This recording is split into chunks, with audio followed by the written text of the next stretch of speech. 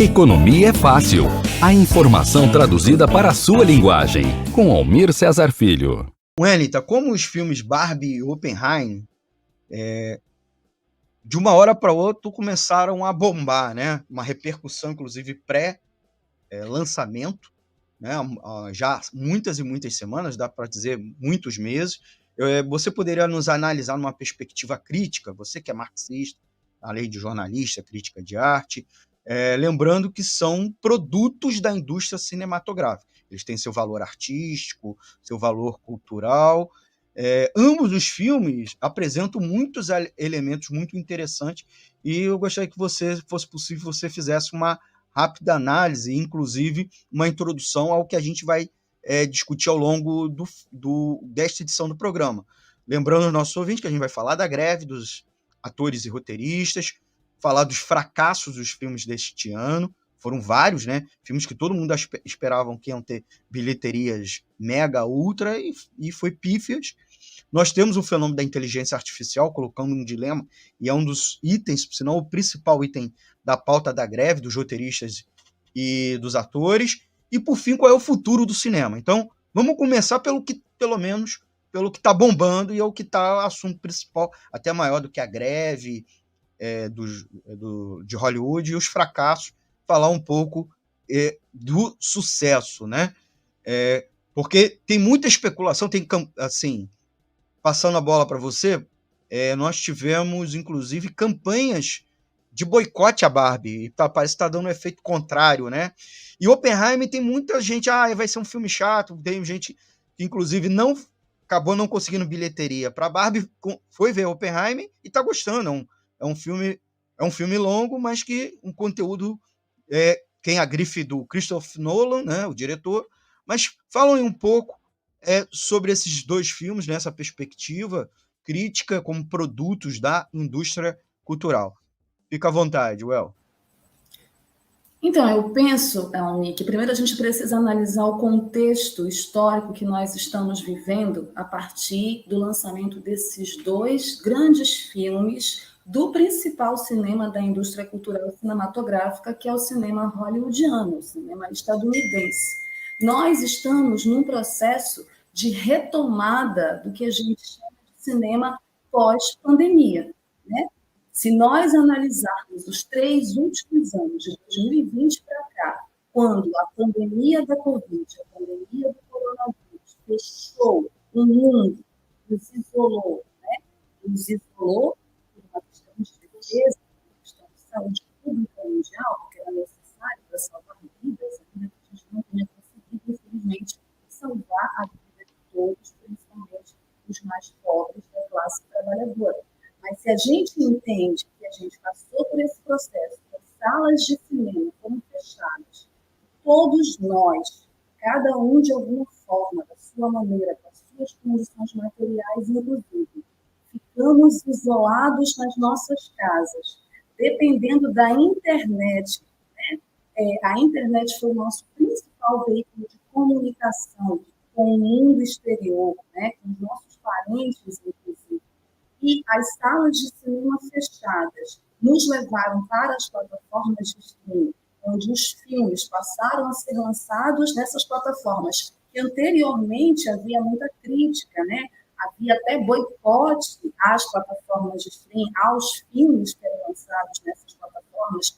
Festivais importantes do cinema se recusavam a indicar filmes lançados em plataformas de streaming, até que tiveram que ceder espaço para esses filmes por conta das questões envolvendo a pandemia da Covid, né? E a crise econômica, financeira, mundial, porque nós não vamos esquecer que nós vivemos numa sociedade capitalista e que a pandemia, que muita gente disse que foi politizada, como se tivesse como evitar essa politização, entre aspas, né? A gente está falando de saúde pública, a gente está falando de dinheiro, a gente está falando de capitalismo, a gente está falando de vidas que se transformaram em mercadorias, de vacinas que não foram compradas a tempo.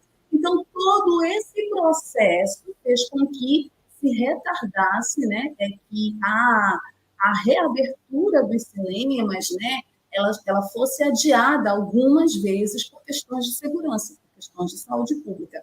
Nós estamos em 2020.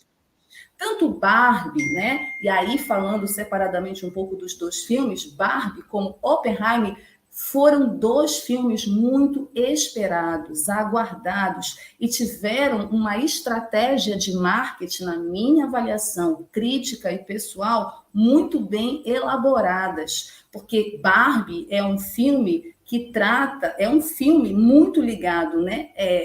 A cultura pop da indústria cinematográfica. Barbie dialoga com essa cultura pop, a cultura dos quadrinhos, a cultura da animação, a cultura dos desenhos, a cultura de filmes para um público que ele é jovem, mas ele também é adulto e também flerta com o público infanto-juvenil. Então, essa live action, ela foi muito bem construída, foi muito bem feita, a escolha da direção, a diretora, a mulher que está por trás de Barbie é nada menos, nada mais que a Greta Gerwig, né? Ou Gerwig, não sei se está correto o sobrenome, a pronúncia, mas ela é uma das mais promissoras diretoras hoje do cinema hollywoodiano, né? Ela foi uma grande atriz, ela fez um filme que foi muito importante para uma geração, inclusive para mim, né, enquanto atriz, enquanto uma espectadora de cinema, que é o Francis Ha. Depois ela vai para a direção, ela faz Lady Bird, ela faz uma versão mais atualizada do clássico Adoráveis Mulheres, que lá na década de 90 foi protagonizado pela Winona Ryder, foi indicada ao Oscar, e ela leva de novo o Adoráveis Mulheres ao Oscar.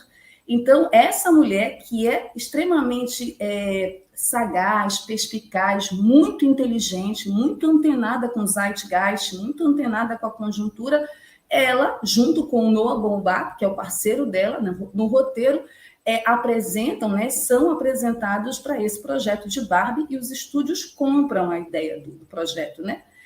Por outro lado, a gente tem Oppenheimer, a gente tem Christopher Nolan, essa grife que tu falaste, que é uma grife, de fato é uma grife que tem uma notoriedade, uma autoridade muito grande no mundo do cinema. O Christopher Nolan foi o cara que, vamos dizer, que ressuscitou a saga Batman no cinema, né? E ressuscitou, e assim, aqui eu não vou fazer juízo de valor, eu sei que tem opiniões a favor e contra, mas ele fez com qualidade a trilogia Batman, sobretudo o segundo filme, Batman, o Cavaleiro das Trevas. E isso deu a ele, né, um know-how muito grande em Hollywood. E há muito tempo ele não estava fazendo... Ele fez um filme, na época da pandemia, o Tenet, que tinha uma expectativa muito grande e foi frustrada essa expectativa. Muita gente não gostou, parte da crítica gostou, parte da crítica não gostou, parte do público gostou, parte do público não gostou. Então, Oppenheimer, que é uma história séria, que é uma história baseada num fato real, na biografia de um grande físico, do pai da bomba atômica, o J. Robert Oppenheimer, vem também com esse selo de qualidade.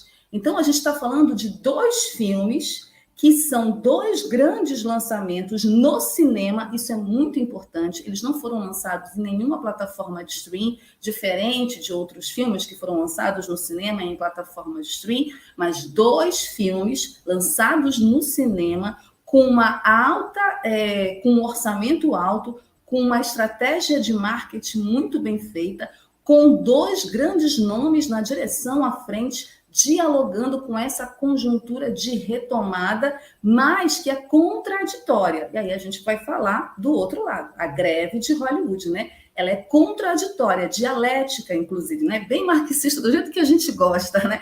Porque tem pontos positivos, a retomada do cinema de Hollywood, grandes orçamentos, o público bombando as bilheterias, mas, ao mesmo tempo, ainda no processo de crise do cinema, de crise dessa indústria, de discussões para onde vai essa indústria e com a ameaça da inteligência artificial. Então, não teria como não bombar, não teria como serem filmes com altas expectativas e que não estão frustradas, né? É importante dizer, as pessoas...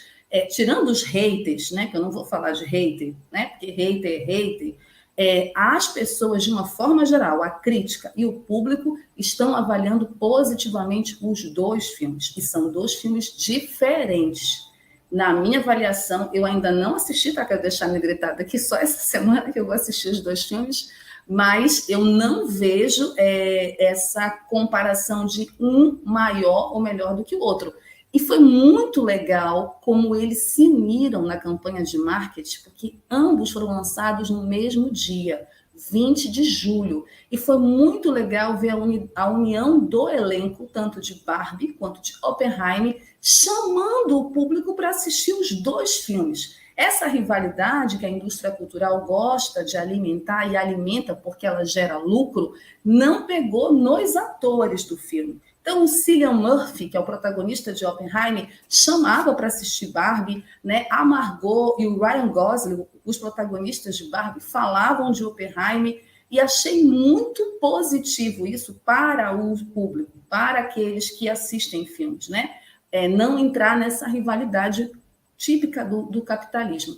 Então, são 2 filmes que acontecem nessa conjuntura, nessa dinâmica do capitalismo dentro da indústria cultural, de crises, né? E, ao mesmo tempo, de retomada. As salas de cinema com grandes bilheterias. Barbie é o 3º grande filme do ano, e ainda não acabou, ainda tem muito tempo de exibição. Ainda teremos outros lançamentos para a gente medir, né? Mas talvez seja difícil barrar, né, Wellington? Jornalismo, debate sobre temas que você normalmente não encontra na mídia convencional, participação popular, música de qualidade e muito mais.